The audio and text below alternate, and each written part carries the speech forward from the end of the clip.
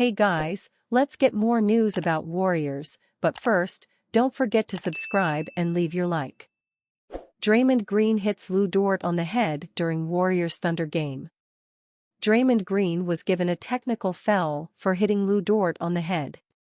Draymond Green earned his second technical foul of the 2024-25 season after he hit Lou Dort on the head in the Golden State Warriors' 127-116 win over the Oklahoma City Thunder on Sunday. Green swung at Dort midway through the fourth quarter at Paycom Center after the two had gotten tangled up on a play. It looked like Green was going to get away with the hit at first, as the referees called a foul on Dort. Thunder head coach Mark Daigneault challenged the call, and while the foul stood, the referees gave Green a technical for what they termed to be an unsportsmanlike flail. This incident reminded some of Green's hit on Jusuf Nurkic last season during a game between the Warriors and the Phoenix Suns. He was ejected back then, and with that incident being on the heels of his putting Rudy Gobert in a chokehold, the NBA suspended him indefinitely. Green's hit on Nurkic was much more forceful and seemed more intentional than this one on Dort, though. I don't expect the four-time All-Star to be suspended for this, despite his history of violent conduct, but I am surprised that the officials didn't think that the hit was worthy of a flagrant foul one or even an ejection. I would say Green needs to learn to better control himself, but this is who he is at this point. The 34-year-old is not going to change, and I wouldn't be the least bit surprised if he hits someone else this season. I mentioned earlier that this was Green's second technical foul in this 2024-25 campaign, and his prediction that he'll have less than 10 this season is now a step closer to being inaccurate. I'd be shocked if he doesn't get 8 more over the next 72 games.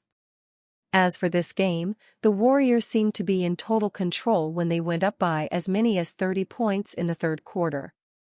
The Thunder then threatened to pull off a comeback for the ages as they cut the lead down to 6 at one stage in the fourth quarter, but the visitors held on and are now 8-2 on the season.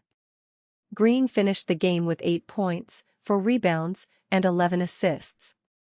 He went 3-5 from the field and 2-3 from beyond the arc. Green and the Warriors will take on the Dallas Mavericks next at Chase Center on Tuesday at 10 p.m. Eastern Time in their first in-season tournament game of the campaign. That contest will also be Klay Thompson's first against the Warriors since his departure in the offseason, and it sure will be an emotional night. Dort was asked about that incident with Green during his post-game press conference, and the Canadian stated he didn't think the hit was intentional. I'm pretty sure that would be Green's explanation regarding the incident as well. He often defends himself by saying that he was trying to sell a call and accidentally hit the opponent in the process. Whatever the case may be, he at least didn't cause any serious harm to the Canadian. Dort had a solid showing against the Warriors, recording 16 points, 6 rebounds, 3 assists, 1 steal, and 1 block. He went 6-11 from the field, 3-8 from 3, and 1-1 from the line. The Thunder dropped to 8-2 with this loss to the Warriors, and they'll take on the Los Angeles Clippers next at Paycom Center on Monday at 8 p.m. Eastern Time. They won't have Chet Holmgren for that game and for many more after it too, as the big man suffered a right iliac hip fracture against the Warriors. Holmgren is out for at least 8 to 10 weeks, and it will be interesting to see how they cope with his absence. Warriors vs. Thunder player grades: Steph Curry stars, Andrew Wiggins shines. The Golden State Warriors capped off a phenomenal road trip on Sunday night, beating an excellent Oklahoma City Thunder squad 127-116. It wasn't all pretty, as they tried their best to blow a 30-point lead, but a win is a win is a win. And a road win against an 8-1 team that's a clear title contender at the end of a very long road trip is nothing to pick nits at. But that won't stop me from grading the performances that made it happen. As always, grades are based on my expectations for each player, with a B grade representing the average performance for that player. Green showed off his defensive arsenal in this one, taking turns defending everyone from Shai Gilgeous-Alexander to Lou Dort to Chet Holmgren. And it was an impressive defensive game from him. But most impressive was his offense. The threes continue to fall. He's now 14-4-31 from distance this year, after a surprising 39.5% clip last year, and he's picking the right times to be aggressive scoring. What stood out in this game, though, was the playmaking, not just the star level of it, but the timeliness of it.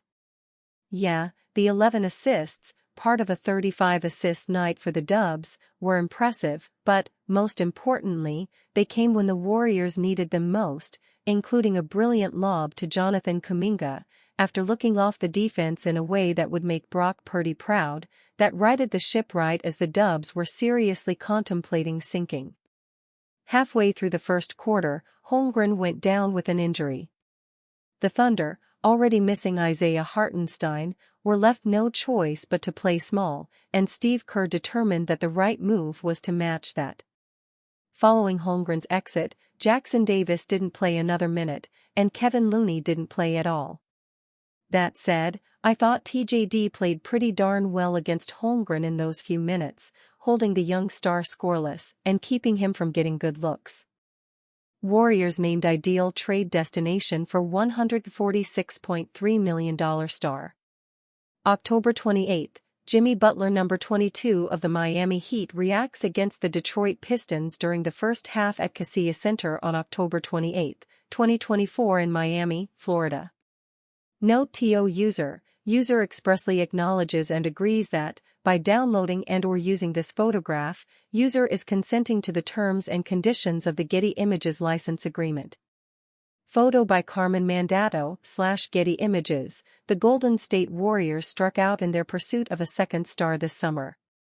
First, they failed to prize Paul George away from the LA Clippers in a sign-and trade. And then, they fell short of the Utah Jazz's valuation for Lauri Markkanen, with the star forward eventually signing a contract extension. Golden State lost Klay Thompson to the Dallas Mavericks at the start of free agency. Despite their strong start to the season, a star-level running mate for Steph Curry would be ideal. Eventually, Steve Kerr must reduce his 12-man rotation, which could cause issues with their breakneck pace of play. According to Bleacher Report's Zach Buckley, the Bay Area would be the ideal landing spot for Jimmy Butler. The veteran forward would bring a gritty form of two-way production to the Warriors' rotation. His future with the Miami Heat has been a talking point since the 2024 playoffs. The Warriors might be off to a strong start, but they still haven't filled the void for Stephen Curry's co-star, Buckley wrote. Butler, a six-time All-Star who has delivered some of the strongest postseason performances in recent memory, would finally, and definitively, put an end to Golden State's second star search. Curry's anywhere in the gym shooting range would give Butler optimal spacing to dominate the in-between area where he operates, while Butler's playmaking and scoring would pull defensive attention away from Curry's off-ball activity. Butler, a six-time All-Star, could prove to be the Warriors' missing piece in their search for another championship. Their defensive versatility with him and Draymond Green would become a core part of the team's identity. The Heat are unlikely to let Butler leave on the cheap, despite his $48.7 million salary and player option for next season. Pat Riley's team are bereft of tradable assets. Trading Butler would be the ideal way to restock the cupboard while adding some exciting young talent. Mike Dunleavy Jr. would likely have to part with at least one of Brandon Podziemski, Jonathan Kuminga, or Moses Moody. Multiple draft picks would likely be part of the deal, too. That's the cost of adding another star. If the Warriors are truly aiming to give Curry another shot at a championship, Butler is a smart fit.